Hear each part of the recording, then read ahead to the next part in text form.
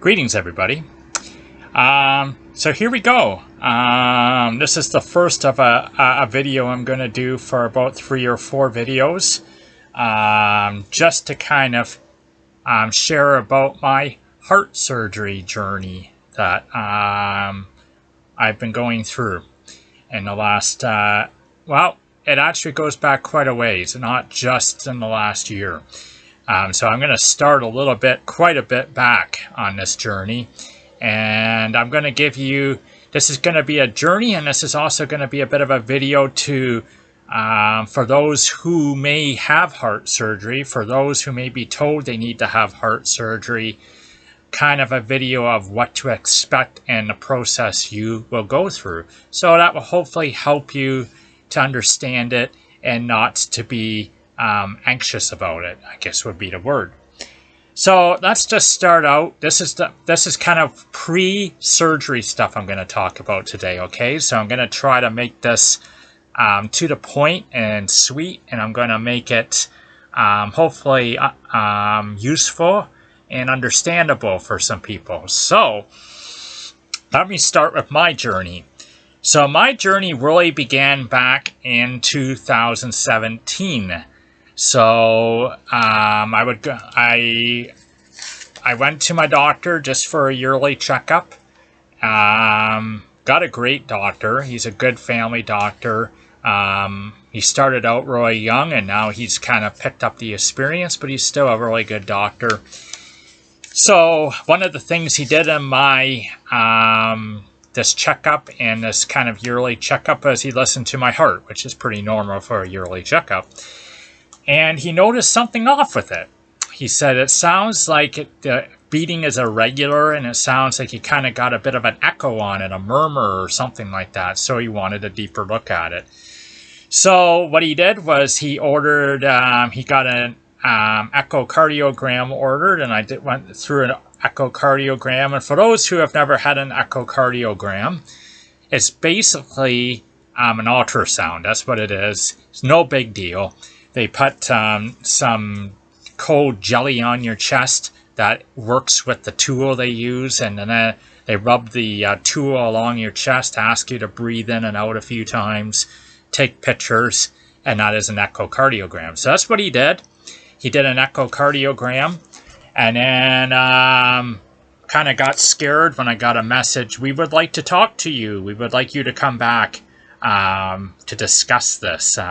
Kind of scared me a bit. So I went back, and the echocardiogram showed I had a bicuspid aortic valve. So that means you're supposed to have 3 kind of stems on each of your valves. Well, this one has 2. So, mind you, it was functioning pretty normally. There wasn't too many concerns with it not functioning normally, but because of this, what it ends up doing is putting a stress on your aorta, and it enlarges it. And that's not a good thing. That is something that can be very dangerous. If your aorta ruptures, bad news. So that's what I was diagnosed with back in 2017. And then after that, what followed was an appointment at the Heart Institute here in London.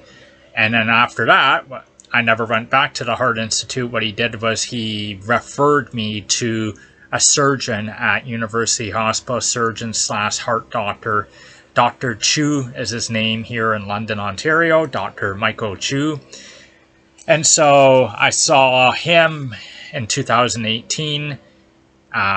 He did another test on me to look at my heart more in depth. Did a CAT scan.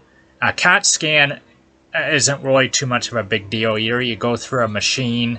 It takes pictures. You're asked to breathe in and out. You have an IV in your arm because they put a contrast dye into your bloodstream so that the pictures of the heart shows up better through the CAT scan.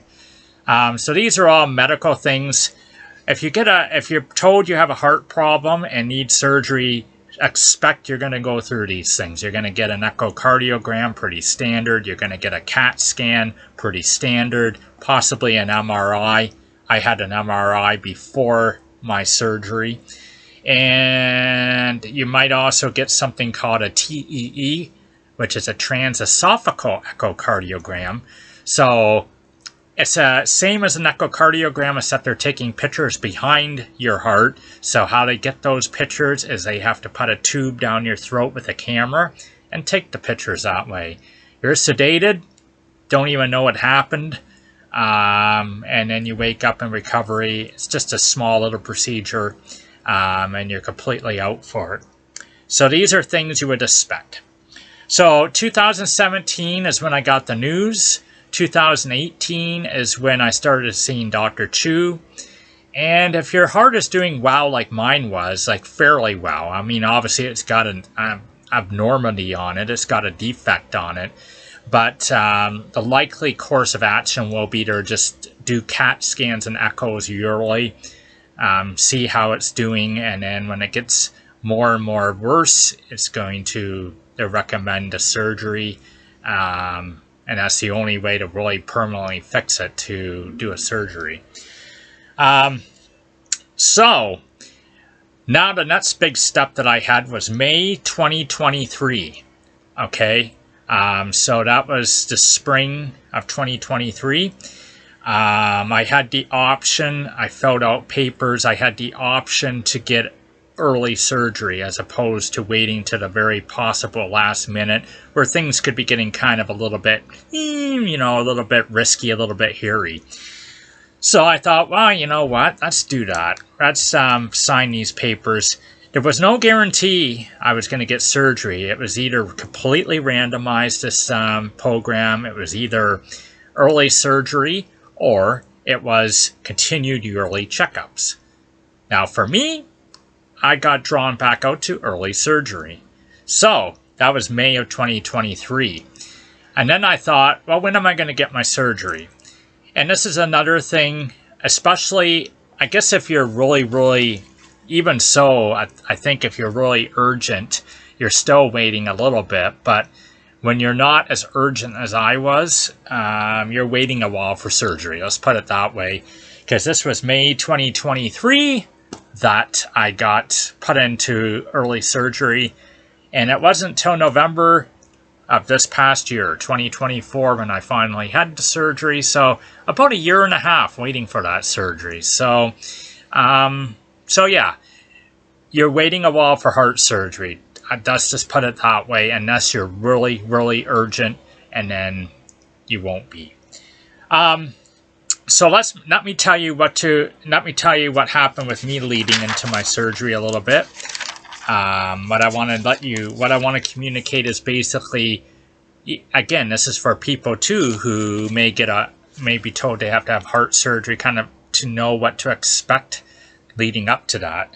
So for me, after all this stuff, after getting randomized, after waiting, things moved along in the fall of last year, and I got a phone call, hey, we're going to book you for a pre-admit. So my pre-admit was September 11th, 2024. And let me just read you. I kept a journal of all this, so I'll just read the journal to you. September 11th, 2024. Today I go to the hospital for my pre-admit appointment. For a lot of this appointment, I am dealing with an RN. So most likely anybody that has a pre-admit, you're going to be dealing with an RN for a lot of it. So the RN is going to meet with you. She goes over a lot of medical health questions with me, and covers things that have happened with my health in the past, prescriptions you're on, vitamins you're on, any medical diagnosis you've had. Those will all be covered. I bring a sheet of questions which we do a good job of going over. So I went into this appointment feeling a little bit scared because I had surgery before. I've had 2 on this left ear of mine, but never have I had, obviously, a heart surgery, a pretty major surgery. And so you're staying in the hospital, and you have a lot of things hooked up to you because of being in the hospital and going through an open heart surgery. So I bring a sheet of questions which we do a good job of going over. The nurse is very assuring when it comes to issues like waking up with a breathing tube. And again, a lot of people have an issue with that. Waking up with a breathing tube is something that scared me, because in my other 2 surgeries, I woke up and the thing was out already. So, but in this one, you definitely will wake up with it in, because it's more of a major surgery, right?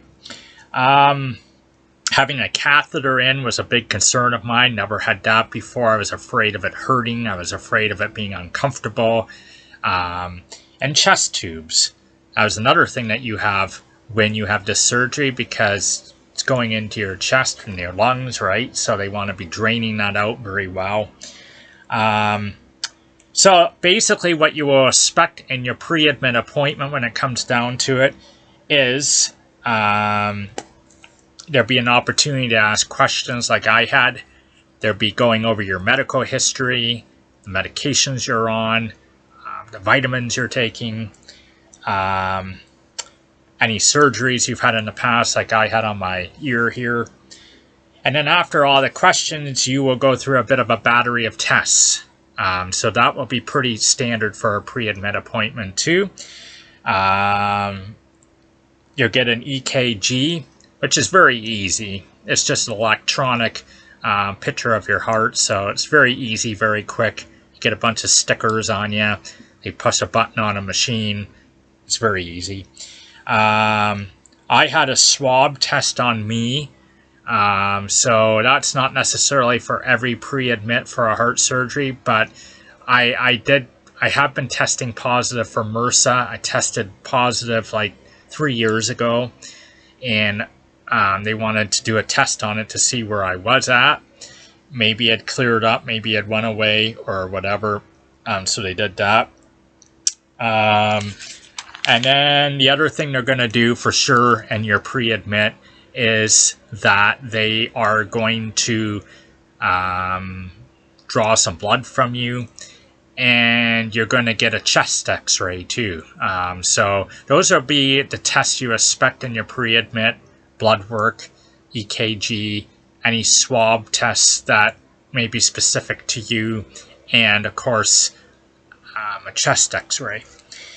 And then I wrote the very last part of this whole day is meeting the anesthesiologist. She is foreign and kind of hard to understand, but she doesn't foresee issues considering my age and strong efforts to stay healthy. She is fairly quick and doesn't stay long. She does say that I can't even take vitamins a week before my surgery. So that was something that was really weird to me. You take your vitamins every day, but no, a week before your surgery, no, you can't take any vitamins, can't take any medications, well, other than the ones you need to take, but you can't, just because they don't want foreign things going through your body and interfering and possibly giving complications in such a big surgery. Overall, from the pre-admit, I go away feeling more assured, I think, and feeling like prepared when it comes to how long this operation will be, where I will be, what it's going to look like. And I definitely went away from that appointment. I was pretty nervous about waking up with a breathing tube, because I have heard other people say, you're helpless. You're just laying there. You can't communicate because you got a breathing tube in you. It feels like you're drowning because you got a breathing tube in you. Those were things I heard about waking up. And I will tell you, I'm going to save it for another video, but I'll tell you a little bit about what that's really like anyway. I was afraid of a catheter and chest tubes a bit. The chest tubes didn't really bother me too much. They're there, but you're kind of out of it. You're kind of not feeling good anyway, so they're not really a major issue. And the catheter, and again, I will say too, I should say another thing about all this is your catheter, your chest tubes, there is some other things too. You will have an IV line in your neck. You will have another IV over here that's kind of like blood pressure IV. So you have all these things in you, but none of this is going to go in when you're awake. So that is the awesome part about it. The catheter goes in once you're under. These things go in once you're under. And you wake up with them, but you're not aware they went in. So that's very comforting to me. And I think that was very good to know coming out of the pre-admit. So that's kind of what to expect in your pre-admit. Now, what should you have when you go to the hospital? Or what should you have for your recovery? Well, I will tell you, I got like a little note here. We went shopping a bit, me and my wife, and we got a wedge pillow. That's a very good tool to have once you come home, because you're going to be propped up a lot, and a wedge pillow helps you be propped up very well. So that is something that's definitely very valuable. Another thing I did too was I got entertainment. So you might not think of entertainment per se, and it differs from person to person, but you will definitely get, some post-surgery. You definitely may come home and struggle with sleeping or just can't get comfortable. And so what I decided to do was get the series of MacGyver. I really like MacGyver. So I got that on DVD, and I thought, hey, I'll get that. And, if I can't sleep or I need something to lift my spirits, maybe that would do the trick. So just something like that might give you encouragement at home. A recliner chair of some kind is very vital. You won't be able to sleep in your bed for about a month. 3 weeks to a month, depending on how you heal. So that will be helpful. And then another thing that was very helpful was having, and there was a place here in the city that does it for free to help people out medically. But another thing that's very helpful to have for when you come home is a walker and a shower chair, because they will very much be of great assistance to you in terms of doing those basic functions, those things. So, and another thing you want to have if you're in the hospital and you have the electronics there, for example, is you want to have nice long charger cords, which I had as well. So charger cord for your cell phone or your tablet or whatever you're going to have at the hospital during your stay. And another great thing that you might not be aware of is, because again, I wasn't aware of this, you only take up what you really need. My glasses were even at home, because they say your glasses can get lost, they can get damaged, whatever. And so have a loved one hold on to those for you. Bring them up when you get into a room. So when you're in ICU, you'd have very minimum. My glasses got brought up when I was in ICU, but you save other stuff like your tablet, your electronics, like a change of clothes, that kind of stuff for when you get into an actual room. I'll tell you more about that when I do my next video, I think. I'm going to probably do about 4 videos here, but this is all pre-surgery stuff I'm going over here. So those are I'm hopefully giving some helpful tips on that front. Now I will read this. This is my journal entry here. So this is the date. I'll just read when I got the actual surgery date. So, I'll read this. On Thursday, November 7th, I get a phone call from Dr. Chu's office with a surgery date. Surgery date is Friday, November 22nd. Oh boy. Oh no. Number one, for starters, not sure if this works for our original choice of a driver, Ryan. So we had this guy named Ryan lined up to be our driver. He's a great family friend. He's Lori's cousin, my wife's cousin, and he's also a really good friend to both of us. And I really wanted him because he's very calming, he's very positive, and he is actually, for me, I wanted prayer support. I wanted somebody to have a really great word of prayer over me as I was wheeled off to the operating room. So we wanted him. Ryan is not serving only as a driver, but Lori support and prayer support for me too. So Ryan was planning to go away that weekend on a getaway with his wife. So I was like, I don't think that's going to work for him. So what other choice do I have for a driver? And then secondly, our 50th birthday celebration is in plans for the 23rd. So yeah, we were turning 50, both me and my wife. We had a birthday celebration lined up to go out, gather a bunch of people together, celebrate it. And then it was like, oh no, now we can't do that. They give me a 24-hour decision time frame. I can decline, but it doesn't guarantee then a date before the end of the year, or necessarily even a date early in this past year. So that was what was presented to me. I wrote, thankfully this gives me time to ask out advice from Lori, my wife, and Facebook, people who would have their opinion there. I also take a whim to reach out to Graham, who is a good friend of mine, because he would be a very good support on that day as well, and many of the same ways as Ryan, the other guy. And then I wrote, God has a way of speaking and bringing details together. Between Lori and family and Facebook, there's 100% voice of take the date. So that's what everybody goes with. There wasn't even a split down the middle. There wasn't even one vote on this side or this side. It was like, take the date. Like, you'll figure out the driver. Don't worry about your 50th birthday celebration. You can plan that later. Just take the date. This is too important to decline for a birthday celebration.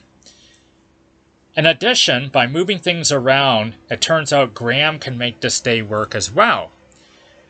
Thus, I decide to proceed ahead, and the next day I call and leave a message to indicate I am moving forward. Wow. Big yes, I wrote. So this was the biggest yes I ever had in my life, I think. Big step. As it turns out in the end, Ryan does make it work too, so I did get my original choice in the end.